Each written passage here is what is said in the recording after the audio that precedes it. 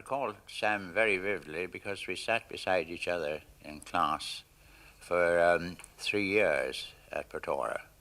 And I think he was probably the first person who spoke a kind word to a new boy, myself.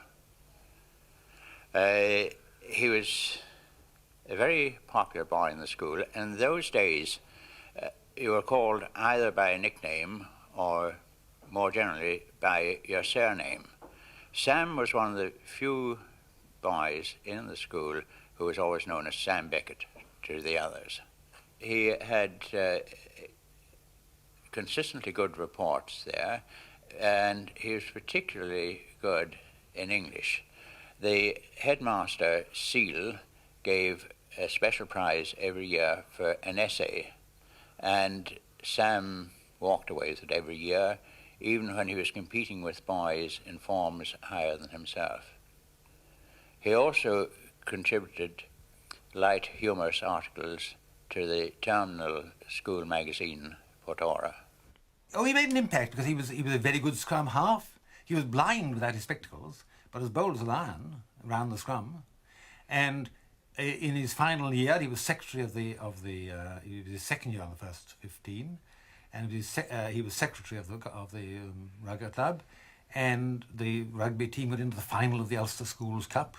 And I happened to look up a record the other day. It said the newspaper described how Beckett did very well against his opposite number in the final, the Campbell College boy De Lapp, who played for Ulster schoolboys and was one of the great schoolboy scrum halves of the time. He played cricket for the 15 with his spectacles. He played cricket afterwards for Trinity. I think I remember him boxing. I'm not sure about that one, but he was a perfectly normal boy at that.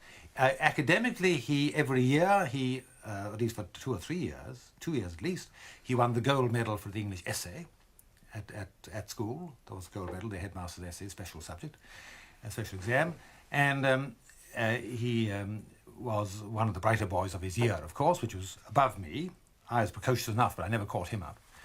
And he was a perfectly normal boy. Now, we had one master who was a natural butt, and who apparently didn't dare resign. There was too much unemployment in those days, and was kept on, an old boy fellow named Tackerberry.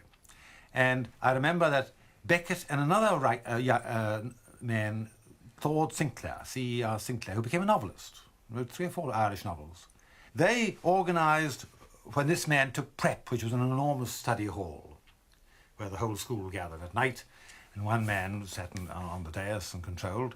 They organised the singular sing-song singers and issued a programme, and at a given signal from Beckett or Sinclair, we would all start singing certain tunes. And I remember one night this was going on, and Tackerberry, the master, lost his temper completely. And he knew who was organising it, Beckett.